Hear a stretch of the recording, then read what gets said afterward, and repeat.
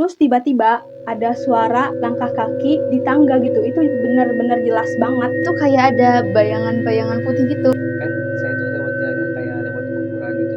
Nah pas di kuburan itu tuh kayak ada yang manggil.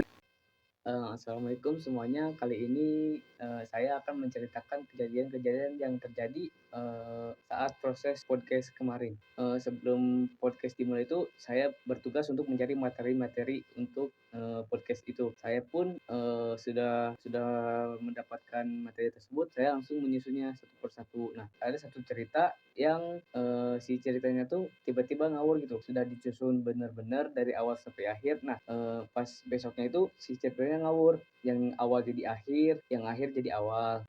Saya pun kembali menyusunnya kembali agar susunannya benar. Dan beberapa jam kemudian sebelum podcast itu dimulai, si ceritanya itu ngawur lagi susunannya. Ini yang tengah jadi awal, yang akhir jadi di tengah gitu loh. Dan awalnya di akhir.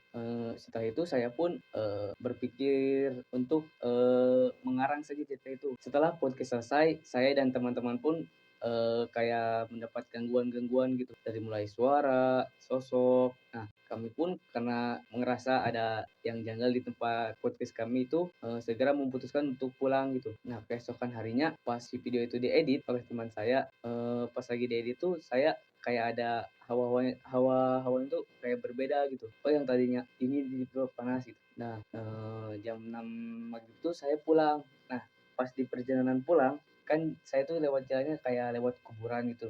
Nah pas di kuburan itu tuh kayak ada yang manggil gitu. Jelas-jelas pas saya lewat situ gak ada orang. Kan kalau misalkan ada orang, suara yang jauh itu kan biasanya samar-samar. Nah ini tuh jelas banget kayak lagi ngobrol sebelahan gitu. Di situ saya merasa kayak sedikit panik gitu dan langsung tancap gas. Nah pas pulang di rumah, pas saya mau turun dari motor, saya ngeliat ke spion tuh dan ngeliat kayak ada bayangan membentuk laki-laki, umurnya itu sekitar 20 tahunan dan dia tuh kayak merhatiin saya dari jauh. Sontak saya pun buru-buru langsung masuk ke rumah dan pas isya tuh saya cek lagi keluar, si sosok itu udah gak ada dan saya memutuskan untuk ke rumah teman untuk bermain.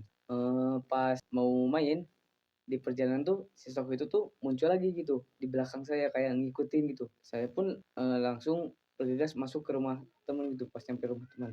Karena saking takutnya lah dan saya pun memutuskan untuk menginap di rumah teman karena takut untuk pulang lagi. Keesokan harinya pas saya mau berangkat PKL, tiba-tiba ada hal yang janggal gitu dari si cerita yang sudah diceritakan gitu. Tiba-tiba itu si ceritanya bagian-bagiannya tuh ada yang hilang gitu loh. Dan setelah saya pun memutuskan, "Lah ini mah gak apa lah, kan udah diceritain juga." Dan saya pun memutuskan untuk langsung berangkat ke tempat PKL. Pas sudah sampai, saya pun merasa hawanya tiba-tiba pas masuk ke studio, itu beda lagi. Yang tadinya dingin, jadi tiba-tiba, kayak gerah gitu, panas. Nah, saya pun langsung menyalakan AC. Kan ngeditnya belum selesai ya, nah teman saya itu lanjut untuk mengedit video tersebut. Nah, pas lagi ngedit si suaranya itu kayak katanya tiba-tiba hilang gitu pas kemarin. Nah, saya pun nggak percaya lah, mungkin itu belum ke-save gitu.